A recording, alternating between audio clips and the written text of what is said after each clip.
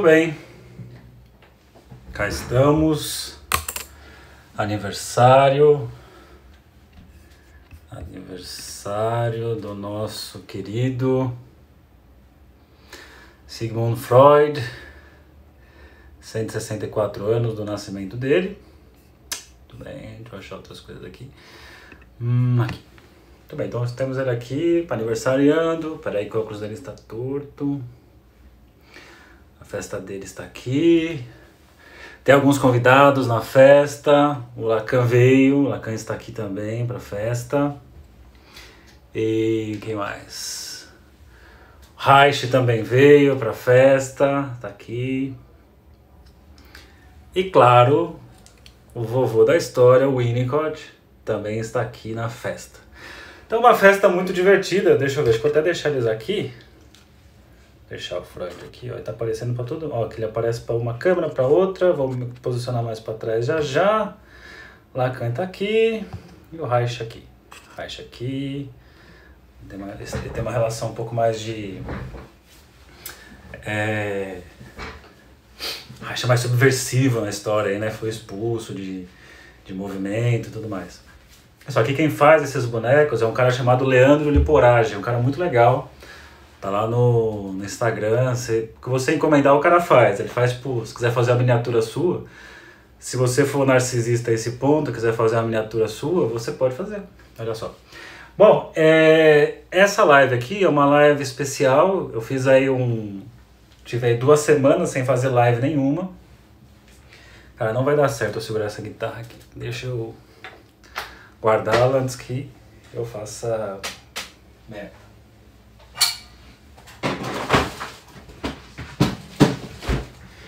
Guitarra devidamente guardada é o seguinte, então, tá só uma live especial, uma live aqui um pouco em comemoração ao aniversário do Freud, 6 de maio.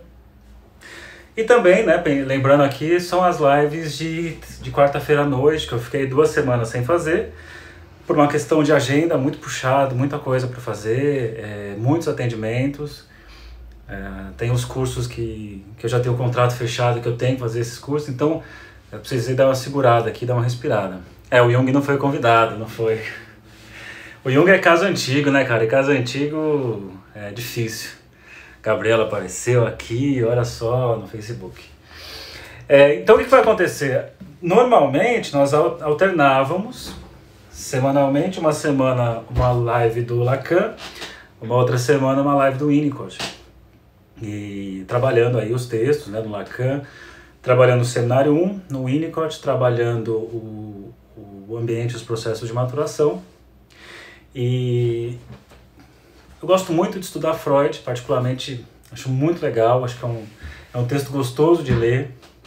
Acho uma grande mentira quem fala que já leu a obra dele em 1 ano, por exemplo. Não leu, mentira. E se leu, não adianta ler em 1 ano uma obra dessa. É uma obra lendo, né? Lendo, atualizando, pensando uma série de coisas. E nessas lives eu comecei a sentir saudade de falar de Freud, assim, também fazer um passo a passo. Porque o que acontece? Muitas vezes eu tô ali no seminário 1 do Lacan, aí eu comento alguma coisa de Freud, né? No Insta, é Leandro Liporage.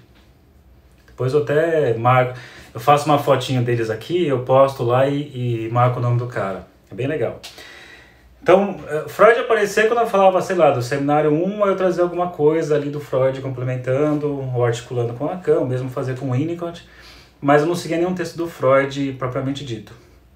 Então eu resolvi iniciar mais um tipo de live, mais um livro para ser trabalhado. Então agora nós vamos ter 3 tipos de livro, né? Quem acompanha aí, quem gosta de estudar por aqui, agradeço aí os que participam.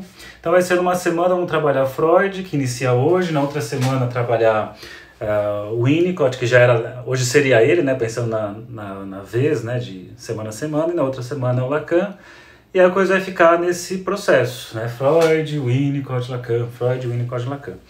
O texto do Freud que eu pretendo trabalhar é esse aqui. Eu até falei na última live do Lacan, eu comentei, vamos trabalhar esse livro, Conferências Introdutórias à Psicanálise, livrão, né, tem página pra caramba. Eu gosto muito desse livro, porque é um Freud que não é o Freud novinho, não é o Freud velhaco, é um Freud ali que ele, 1916, 17, é o Freud que escreveu a Introdução ao Narcisismo, que acabou de escrever Luto e Melancolia, é um Freud, obrigado, hein, pelo Liporagem e Bonecos. É um Freud no momento intermediário, assim, né, que são os artigos sobre a técnica. Então eu gosto muito. E o que eu vou fazer? Lá no passado, antes de eu aparecer por aqui em lives, eu tinha um site chamado Academia Freudiana. Esse site aí eu sustentei ele durante algum tempo, né? Tentei manter ele de pé, produzindo textos, artigos. Bem legal, assim, foi uma realização. E resolvi esses tempos voltar a mexer nele. Então voltei para o Academia Freudiana e está no ar de novo. Se você entra lá, é que eu não consigo mexer agora porque eu estou numa gambiarra aqui na minha sala, porque hoje com a chuva o sinal de internet está horrível, então pode ser que corte o sinal algumas vezes. Então tive que fazer mais uma gambiarra. Aliás, pensando nisso, acho que toda live eu falo que eu fiz uma gambiarra, né? Então acho que tem alguma coisa, a gambiarra não sai de mim. Então o que eu faço? Se você olhar lá no site, o site chama assim, www.academiafreudiana.com.br, né? Você tem, atualmente, são 3 setores ali: associação livre, deformação psicanalítica e vídeos. Os vídeos, onde vai ficar ali o material que eu produzo, vocês já estão acostumados, né? Que teve lá o Lacan do zero, o Winnicott do zero, o Freud do zero, e que agora a gente está lá trabalhando o Teorias da Personalidade em Freud, Reich e Jung, e eu vou começar a postar os vídeos ali também. Então, vou postar no YouTube e colocar o link lá do YouTube no site, para tentar concentrar as coisas no site. Então, isso vai ser até bom para organizar. Muita gente me pergunta que curso que está rolando, que grupo de estudos está rolando, então aos poucos eu estou organizando lá para você seguir por ali. Então, se você vai no site, tem vídeos, tem a parte de deformação psicanalítica. O que vai ser... Não, gambiarra não é ato falho, não. Gambiarra é gambiarra, né? Não foi sem querer. Então aqui, no site vai ter deformação psicanalítica. E nesse deformação psicanalítica, se você clicar lá, os textos mais antigos, cara, são textos que eu fiz no passado, que até alguns do curso Lacan do Zero, eles estão lá, por exemplo, né? Então agora eu estou fazendo uma outra coisa. O deformação psicanalítica, eu vou fazer toda quarta-feira. Eu vou pegar o texto que foi definido por dia. Então, por exemplo, hoje vocês, quem está seguindo aqui, foi pego de surpresa. Vai ser o começo desse livro aqui. Só que ao invés de seguir o livro, eu vou preparar um texto. Que daí eu consigo fazer um começo, meio e fim, né? Eu acho que é legal, fica uma coisa mais estruturada, organiza os estudos de todo mundo. Então, e aí tem outra parte do site, que é a Associação Livre, que são as coisas que eu penso dia a dia, assim, né? Umas coisas interessantes, outras toscas, outras engraçadas, sei lá, eu vou colocar ali. Então ali vai ser um lugar de concentração desse material. Então, se você quer seguir aí comigo, eu não sei se você está por celular, por computador, por onde você está seguindo, mas se você tiver o celular e o computador perto, ou um tablet perto, eu te aconselho a abrir lá o academiafreudiana.com.br e você entrar na parte chamada deformação psicanalítica. Na verdade, ele vai estar com o post de hoje, né, que foi a última coisa que eu coloquei lá. E ao invés de eu seguir o livro, eu vou seguir ali. Se precisar de alguma coisa, eu venho até o livro. Mas, para ficar mais afunilado o estudo, eu vou começar a fazer essa preparação anterior. Então aqui, se você seguir lá no site, eu vou seguir o que está ali, eu vou lendo e vou comentando. Então, normalmente esse texto vai estar disponível à tarde, já na quarta-feira, e à noite é a hora que eu vou falar dele. Então semana que vem tem um textinho de Winnicott, à noite aula de Winnicott, na outra semana um textinho de Lacan, à noite aula do Lacan e por aí vai. Então, pensando no aniversário do Freud, falei, bom, por que não então começarmos hoje aqui com Freud, com esse texto, Conferências Introdutórias à Psicanálise, 1916 e 17, né? O Gênio do Papo Furado, exatamente, é o último texto, Deformação, Freud, tá aqui, Deformação Psicanalítica, Freud, o Gênio do Papo Furado. Gênio porque eu acho Freud genial, não só genial, não sei se tantas coisas ele inventou ou descobriu, mas a coisa que eu mais gosto é da postura dele, né? Da posição de sustentar até o fim, né? O cara, enfim, da vida tava com a mandíbula, era uma prótese, com câncer espalhado, morrendo de dor e escrevendo, produzindo, não parando de fazer isso. E o lance é esse, né? Quando a gente fala de o psicanalista tem que ser sério, que não é ser sério sisudo, né? Ser sério é fazer sério, insistir num caminho, insistir num ponto e ir pra frente, né? Não, Pablo, eu não tenho um trabalho sobre Jung, não. Tô no curso que tem agora, que é o Teorias da Personalidade Freud, Reich e Jung, a gente está trabalhando Reich e vai chegar em Jung. Então eu fiz assim um panoramazinho de introdução a Freud, mas que a maioria já conhece, mas tem gente que... É muito legal essa forma de comunicação, porque tem muita gente que nem é psicanalista, assim, a gente que curte, quer saber, é curioso, eu acho muito legal isso. Por que eu acho bacana? As pessoas que não são da abordagem fazem perguntas que você às vezes não faz ideia de como responder. Quando você pega o pessoal mais macaco velho psicanálise, aquela coisa, mas o que você acha ali da noção de não sei o que lá.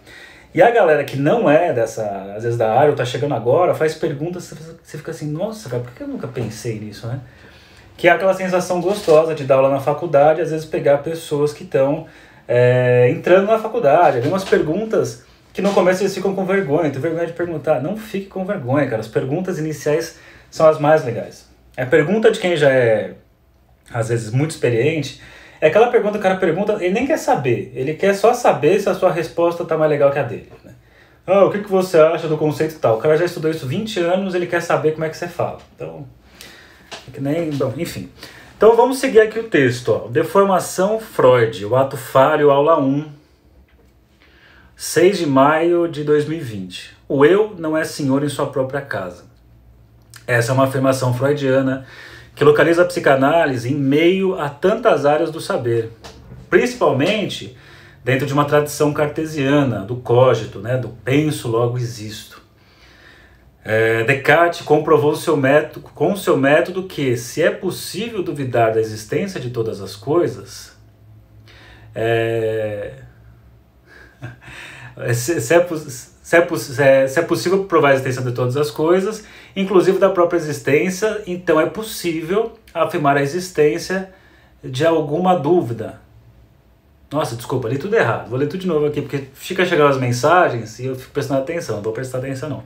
Então aqui, ó. Descartes comprovou com seu método que, se é possível duvidar da existência de todas as coisas, inclusive da própria existência, então é possível afirmar a existência de que alguém duvida. Penso, logo existo. Duvido, logo existo. Olha só, então, ele está dizendo o seguinte, quando você pega lá Descartes nas suas meditações, né, no seu método, ele vai tentar comprovar a existência, ou melhor, ele vai começar, ele quer comprovar a existência das coisas para um método científico, né? Ele é o pai do método científico moderno nosso aqui. E ele quer achar um caminho racional, não quer achar um caminho puramente especulativo, ele quer comprovar ali, dentro de uma lógica de raciocínio, de comprovações, a existência das coisas, né? E ele começa dizendo assim, bom, então para provar a existência das coisas, vamos partir do ponto de que nada existe. Vamos primeiro desconstruir tudo, zera tudo, e vamos duvidar da existência das coisas. Porque como é que eu posso saber se a coisa existe ou estou sendo enganado, estou sendo ludibriado, se é uma alucinação, sei lá eu. Então ele fala, a primeira coisa é essa redução, nada existe. E nesse nada existe, né, todas as coisas, eu duvido de todas as coisas, ele vai colocar assim, bom, se eu duvido de todas as coisas, significa que alguém duvida, né? Se alguém duvida, significa que esse ser duvidante existe. Se eu duvido, né, se eu me penso duvidando, eu posso dizer que eu existo. Então, se eu penso, logo eu existo. Então, essa capacidade de se perceber pensando, se perceber duvidando, comprova, endossa a minha existência, né? Então, a consciência de si passa a ser o índice da verdade da existência do sujeito. E os atos intencionais conscientes à medida da realidade. Então, desde Descartes, a consciência passou a ser o grande índice de realidade, né? Tanto é que as pessoas trabalham muito, mesmo na área psi, a ideia de consciência, estar com uma consciência intacta, se o pensar consciente ele está dentro de uma forma natural, saudável, normal, essas coisas todas.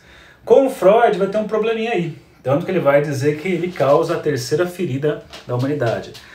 Tá travando porque, gente, eu tô numa conexão horrível aqui. E como choveu hoje, nem ia dar rolar a live, eu tô tentando fazer aqui, vamos ver até onde vai, né? Mas qualquer coisa tá gravado, vai aparecer depois no YouTube, se tudo der certo. Então, desde os estudos sobre histeria, Freud, inicialmente com Breuer, começa a constatar que uma outra cena é o lugar da origem e atuação da histeria.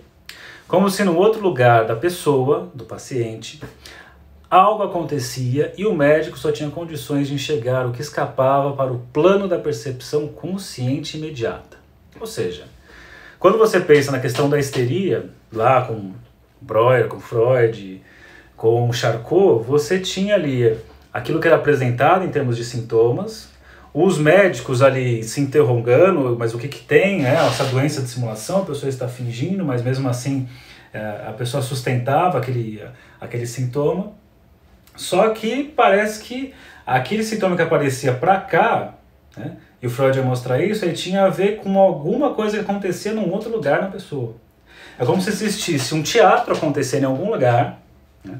E nesse teatro que acontecia em algum lugar tinha como resultado, como fruto, né, como resultado, esses sintomas que apareciam na histeria.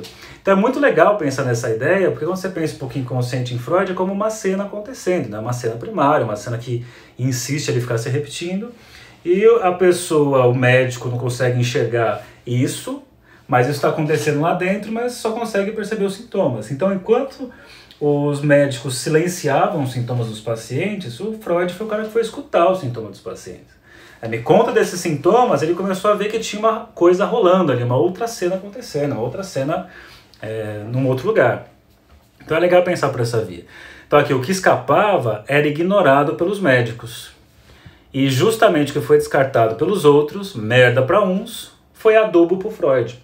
Então aquilo que os médicos descartavam, né, que não interessava, que, por exemplo, queria eliminar sintomas, e mesmo hoje em dia, né, como você pensa da supermedicalização das pessoas, da infância, da adolescência, da vida adulta, tudo é remédio, remédio, remédio, remédio. Quando você elimina o sintoma, você deixa de ter uma via de comunicação com a outra cena, com outro lugar, dentro do sujeito, né? Então é interessante pensar nisso, o quanto o remédio pode oferecer esses riscos, de você justamente eliminar aquilo que pode funcionar como elemento principal para decifrar o significado desse sintoma. Então, lembrando que um sintoma ele funciona como um símbolo, né? Quem usa o Jung, isso é bem claro. O Jung fala que os símbolos são elementos que forçam a nossa consciência, o que é aquilo ali, você se interroga, se interroga, se interroga. E os sintomas funcionam como signos que a pessoa, que está cifrada para a própria pessoa, ela tem que se interrogar sobre aquilo. Então, caminhando aqui, disse isso, né? Então, o que era merda para a outra turma foi adubo para o Freud. Na interpretação dos sonhos, Freud se aprofunda ainda mais nessa sobra e descobre que elas funcionam como uma via de acesso a esta outra cena, que aparece na sua forma mais escancarada nos sonhos. Então, Freud vai chegar à interpretação dos sonhos, 1900, dizendo que a interpretação dos sonhos é a via régia do inconsciente. Você chega no inconsciente por essa via, é o principal caminho para levar para a outra cena. A outra cena é isso, né? Você está acordado é uma coisa, quando você vai dormir, a coisa se monta de maneira diferente. A coisa se monta de uma outra forma. Ali a verdade aparece de uma outra maneira. Então aqui, ó, é escancarado enquanto sonho, mas ao despertar o que sobra é quase nada. Por quê? Quando você sonha, os seus desejos, que são recalcados, eles têm meio que ali uma carta de alforria para sair da sua prisão, desde que eles apareçam disfarçados. Eles vão ter duas deformações básicas de desejo, que é a condensação e o deslocamento. Para quê? O desejo ele pode aparecer desde que ele não pareça quem ele é. Para isso ele pode deslocar para outros objetos, ou ele pode se associar a outros desejos e criar uma situação sem sentido nenhum, né? Né? Aquele sonho que você acorda e não entendeu nada, ficou cansado do seu sonho, foi confuso, sonhou a noite inteira, mas não consegue falar isso. Sabe essa sensação? Nossa, eu sonhei a noite inteira, o que você sonhou? Putz, não lembro de nada, lembro do X. Se você está seguindo o seminário 1 do Lacan, nós já falamos disso, a questão do traço, que esse traço é o que importa, um traço já nos interessa, já nos basta. Então aqui, né? Então esse quase nada é tudo para a psicanálise. Então aquilo que as outras pessoas descartam é justamente aquilo que para a psicanálise interessa. Freud até fala assim, ó, que essas coisas que eram descartadas, os tropeços, os esquecimentos, ele fala, para nós, funcionam como sagradas escrituras. Então se você pegar lá a interpretação dos sonhos, capítulo 7, Freud vai dizer, tratamos como sagradas escrituras o que os autores até então tratavam como algo aleatório, alguma coisa mais vulgar, mas menos importante na história. As perguntas estão aparecendo aqui no final, eu tento dar uma olhada. Se não, lembrando, se não, você pode entrar lá no grupo do Telegram. Mas eu não tenho Telegram. Baixa, meu. Sai do WhatsApp. O WhatsApp, ele é legal, mas ele é muito limitado. Eu monto o grupo lá, acaba rápido, assim, não posso colocar mais gente. No Telegram, como tem grupos assim gigantescos, é muito mais legal. Dá para enviar arquivos maiores, então baixa o Telegram. Vale a pena. Aí você procura lá, Saulo Durso Ferreira Psi, que é o mesmo nome do Instagram, o mesmo nome do Facebook. Aí você manda lá, me envia o link, por favor, do grupo de formação. Aí eu mando, aí você entra. Aí lá, as perguntas que eu não responder aqui, porque um monte eu não vou responder que não dá tempo, você pode mandar para mim lá que eu respondo por lá. Certo? Então continua, né? Depois eu tento olhar algumas. O Eduardo está perdido. Eduardo, cria vergonha na cara. A gente está falando aqui, ó, aniversário do Freud. Vai ter agora lives de Freud. Vai ser Freud, Winnicott, Lacan. Freud, Winnicott, Lacan. É esse texto, só que eu fiz um resumo, está no site academiafreudiana.com.br. Tá? Então aqui, ó, cada vez mais além nessa ideia, Freud escreve o texto. Esse texto é sensacional, eu já indiquei numa live do Lacan, inclusive, o texto chamado Psicopatologia da Vida Cotidiana. E também outro texto muito legal chamado O Xiste e as Relações com o Inconsciente. Então é muito legal. Esses dois textos que você vai encontrar o Freud deixando claramente, né, a questão do o quanto a linguagem é importante, né? Até uma pessoa me perguntou hoje sobre uma frase do Lacan, o inconsciente estruturado como uma linguagem, que por mais que seja uma frase no Lacan, mas no Freud tem algo assim, né? O inconsciente ele está ali, mas enquanto ele não for falado, a pessoa não falar sobre as suas manifestações, o que você faz com ele? Né? Então aqui, ó, então nesse texto, Psicopatologia da Vida Cotidiana e o Xiste, com esse último do Xiste, duas curiosidades. O Xiste são as tiradas espirituosas, né, as piadas. Ele diz assim, ó, o Xiste foi escrito para... Ele não, eu que escrevi, né? O Xiste foi escrito paralelamente aos 3 ensaios sobre a teoria da sexualidade. Uma coisa muito curiosa, que você encontra na biografia dele, é que o Freud, quando escreveu os 3 ensaios, que é um inferno, né, imagina, em 1900 você falar que existe sexualidade infantil, dizer que a criança tem uma disposição perversa polimorfa. Imagina você falar isso hoje no nosso Brasil medieval, absurdo que seria 2020, nosso Brasil medieval. Agora imagina um cara em 1905 falar tudo isso. Então ele estava ali tocando num assunto extremamente indigesto, o real da diferença sexual, o real da pulsão sexual. E aí ele tinha uma escrivaninha que escrevia esse texto e na outra escrivaninha, do lá, em frente, né, ele escrevia o Xiste e sua relação com o inconsciente. Então é interessante isso, né, como ele faz parece até para conseguir dar conta do peso que são os 3 ensaios, ele precisar falar da tirada espirituosa, né, das piadas. Né? Aí coloca aqui, ó, um livro em cada escrivaninha, o real do sexo, amortecido por ditos espirituosos. E o segundo ponto interessante imagine, né, a fúria da humanidade, ou de quem foi afetado por Freud, quando ele mostrou que o que compõe o nosso mais íntimo é formado por uma piada. O xiste está lá no fundo, é uma das manifestações do inconsciente.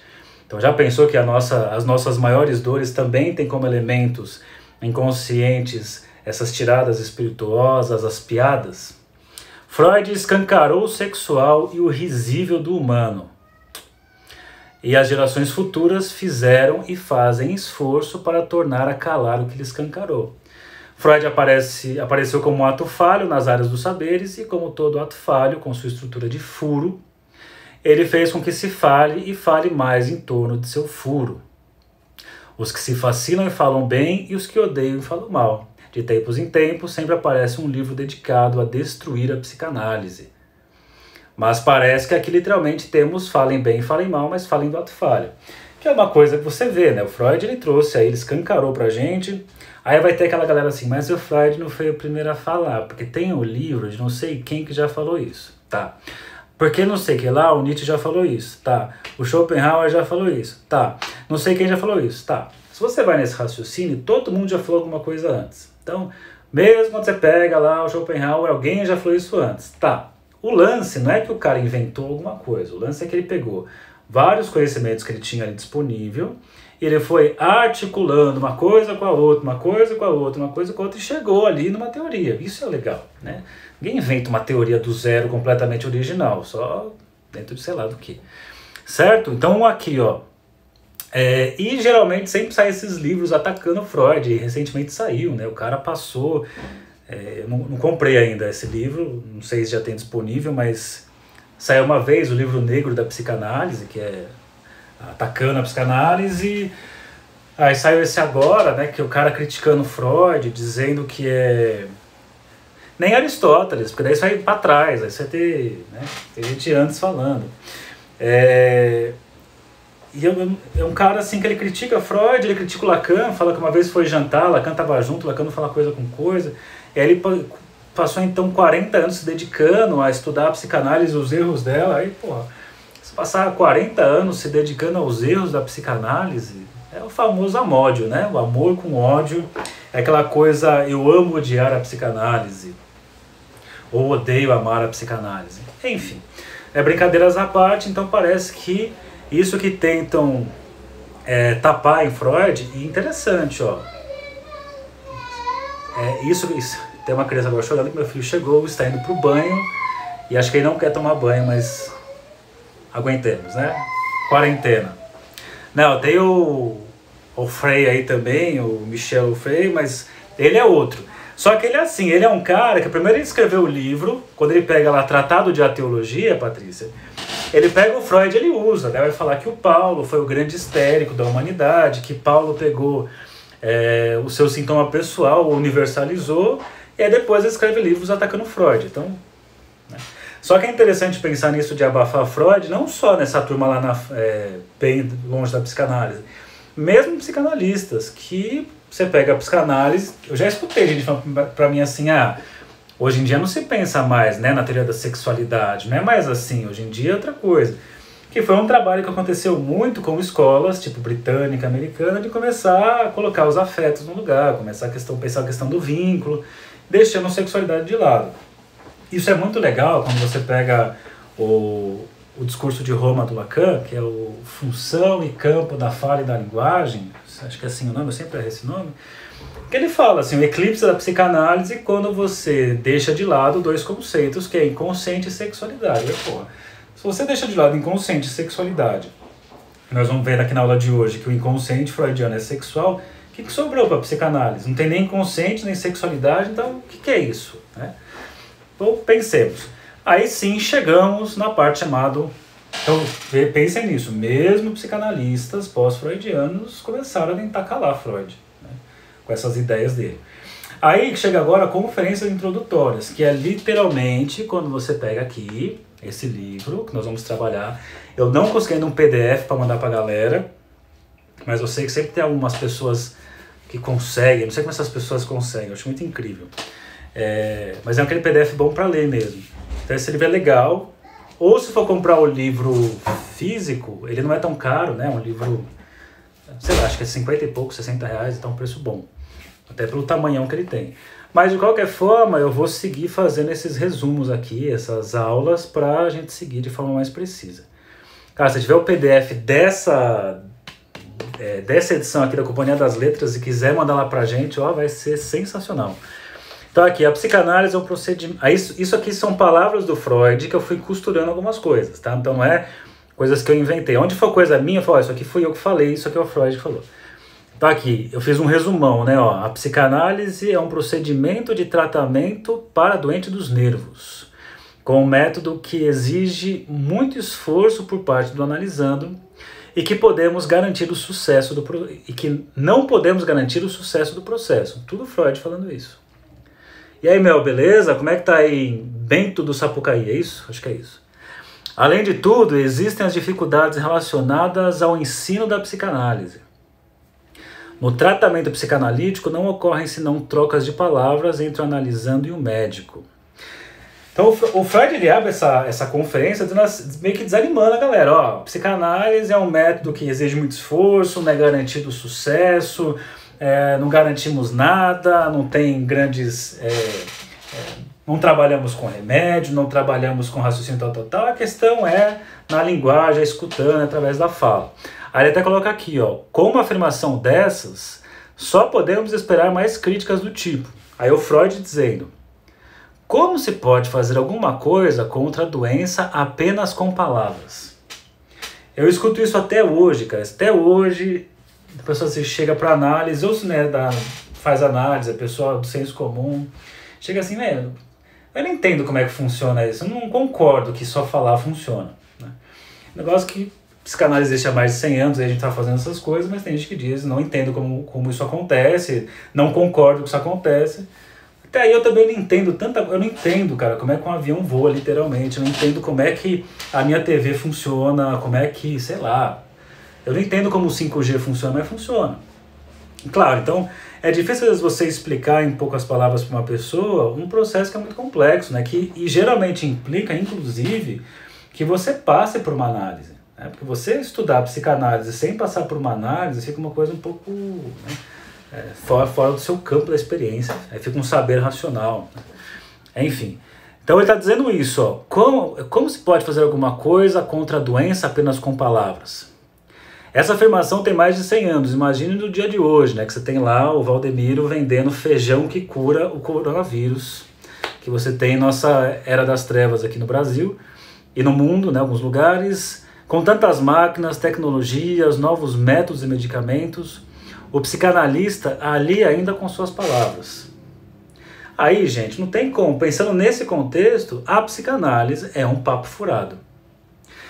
Né? Um papo furado. Eu já escutei isso, né? Escutei de uma pessoa que atende crianças, uma psicanalista muito importante no meio, em que uma criança fala para ela, pô, então eu entendi que é psicanálise. Psicanálise é um blá blá blá, é um papo furado. Né? E é de uma precisão, falar assim, a psicanálise é um papo furado, porque pensa assim, ó, o sujeito está lá falando o seu discurso, é o papo, né? O papo do discurso dele, ó, fala.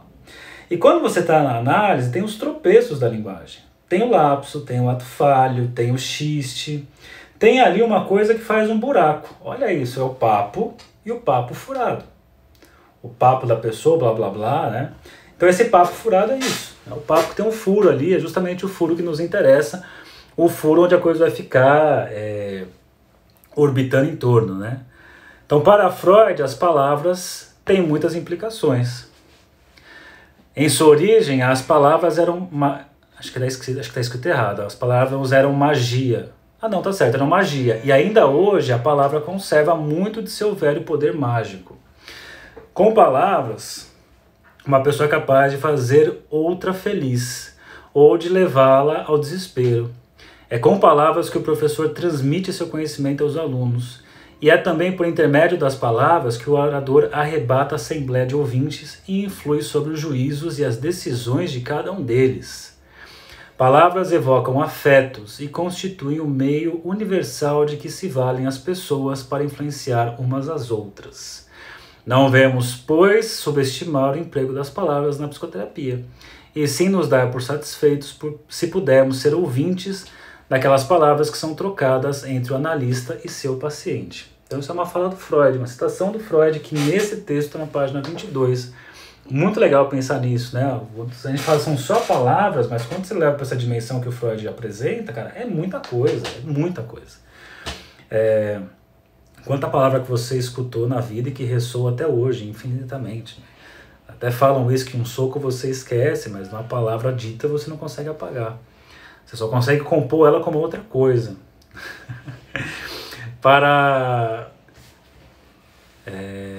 Mas as palavras, aí, voltando para Freud aqui, em análise só tem seu valor por um vínculo, uma particular ligação emocional com o médico, a transferência. Então tudo isso só tem... essa força da palavra como método de cura só é possível porque você tem ali o estabelecimento da transferência. A pessoa somente endereça suas palavras para alguém que julga ter condições de escutá-la, o analista. Né? No papo furado, na falta de um saber da pessoa sobre si, que ela busca o analista. Então quando ela está ali, ela tem lá um saber e começa a faltar o saber, vem um buraco ali, ela começa então a buscar uma análise, por exemplo. para buscar o saber que falta. O analista completa o sintoma. Ideia lacaniana essa, tá? Pois é ele que se interessa no preenchimento do saber que falta. Essa é a lacuna que a psicanálise busca preencher. Então veja, tem um interesse por parte do analista, mas não significa que é ele que vai preencher, né? Não é isso que o analista vai fazer isso. Por isso que ele coloca, veja bem, não é que preenche, mas o que se interessa e promove no analisando o desejo de saber, de responder ao furo do seu papo. Para a psicanálise, esse furo e sua força na produção do papo ao redor deles é um saber construído sessão após sessão. Um saber que a pessoa sabe, só não sabe que sabe. Antes que pareça, nossa, como é confuso esses pensamentos circulares da psicanálise. Não é, só ter boa vontade. A pessoa sabe, só não sabe que sabe.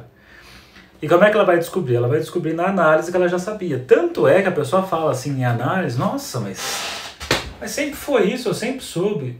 Só que é diferente quando você sabe de uma coisa e tem a importância. Você sempre falou, mas chega uma hora que passa a ter importância. Um exemplo que eu costumo usar nessa hora é quando, às vezes, já aconteceu comigo, né? Eu lembro que eu precisava de um livro na faculdade e eu fui comprar esse livro e depois, chegando na casa, na época eu morava com os meus pais, eu vi que o livro estava na estante e aí veio a imagem, né, dele de lado assim, que era o livro que sempre teve ali. Eu cresci com aquele livro ali. Só que enquanto aquele livro não entrou na minha economia sintomática, ele não servia para nada. Quando ele precisou entrar nos meus estudos, ele presta para alguma coisa, né? É até interessante ter um vídeo de um psicanalista lacaniano que ele vai no Luciano Huck, e é uma figura o cara, né? E, cara, falam muito mal dele, que ele fala assim, você quer ser um milionário? Não, mas quem não quer ser, não sei o quê. E o cara fala, o Luciano Huck pergunta, mas se você ficar rico, você vai fazer o quê? Ele nada. E o Luciano Huck pergunta, como assim nada? Ele, porque o dinheiro que não passa pelo sintoma, a gente não faz nada, eu vou torrar isso aí, o que importa é aquele que passa. Aí falam que ele é maluco, mas não é. O cara, claro, é fora de contexto o que ele fez ali, mas assiste pra você ver, faz muito sentido. Só o que passa dentro da nossa economia do sintoma, que é o que de fato você vai utilizar, né, que realmente vai ter importância. Então, esse saber que não se sabe é uma coisa que às vezes você sempre soube, mas nunca se deu conta. E a análise é o lugar que você vai dar conta disso, né? E aí ele coloca aqui, ó, apesar de uma bonita descrição, a coisa não acontece de forma tão simples assim. Afinal, o inconsciente é muito mais que um pequeno furo na consciência. Se pudessem ser medidos em termos de tamanho, a consciência seria minúscula perto do inconsciente. E isso, né, imagina, a gente abriu com Descartes, a consciência, aí o Freud fala a consciência, o inconsciente.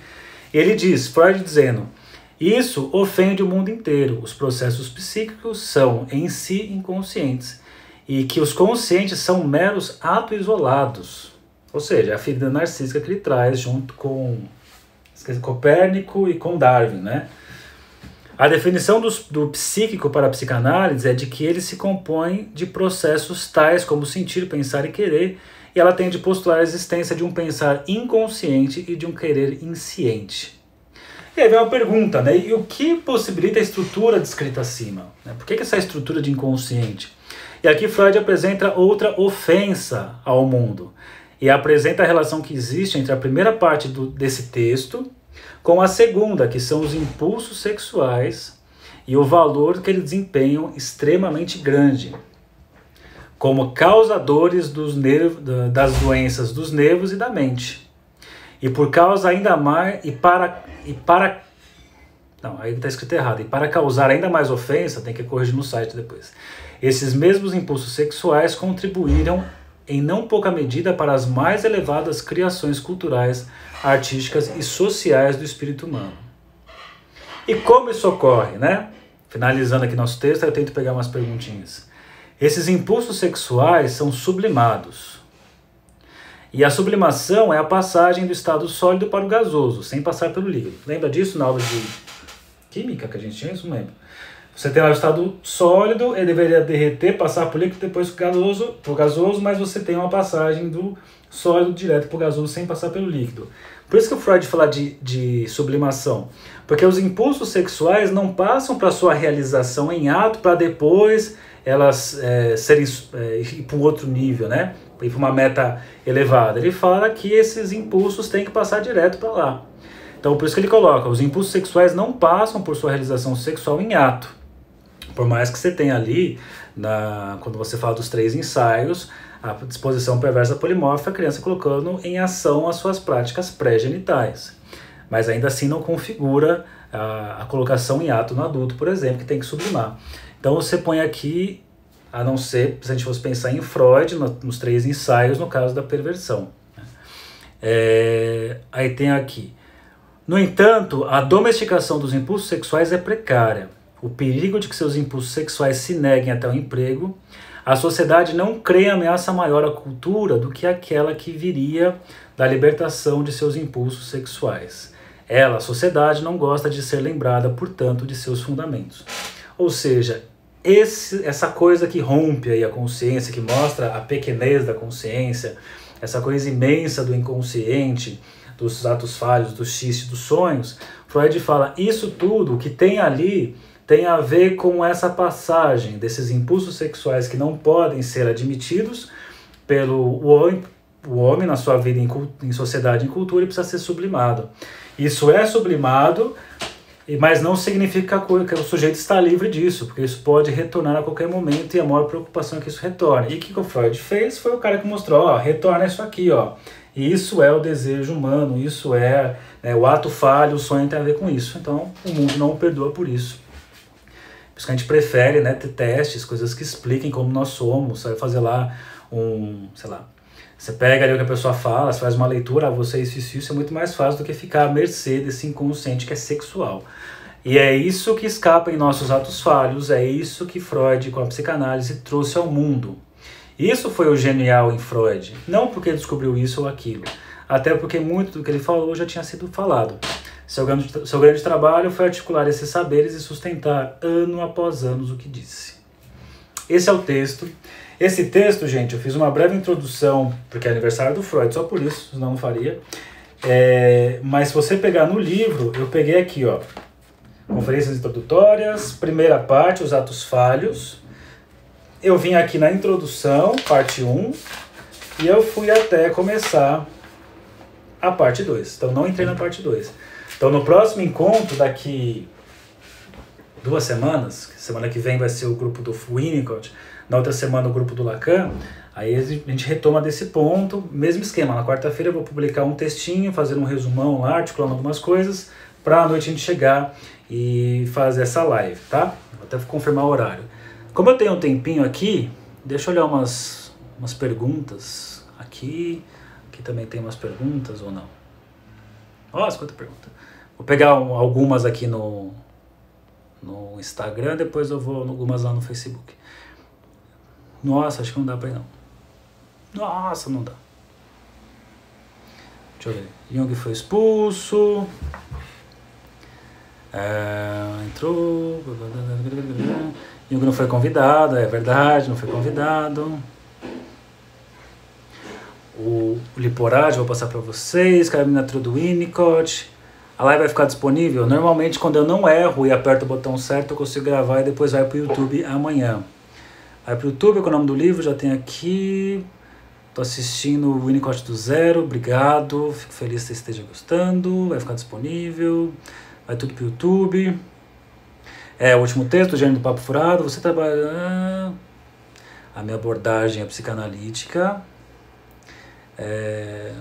Aprendo muito com você, legal, obrigado. Eu tinha vergonha no começo também, todo mundo, né?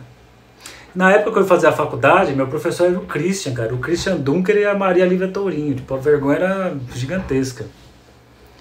O Ale aqui só quer saber algo que você não sabe. O Ale sabe do que eu falo. Muito bem. Esse esquema ficou legal, dá o texto no site. Depois da aula do Chuclau, eu nunca mais fui a mesma. O que é Chuclau? Fiquei na dúvida aqui da Érica. Muitos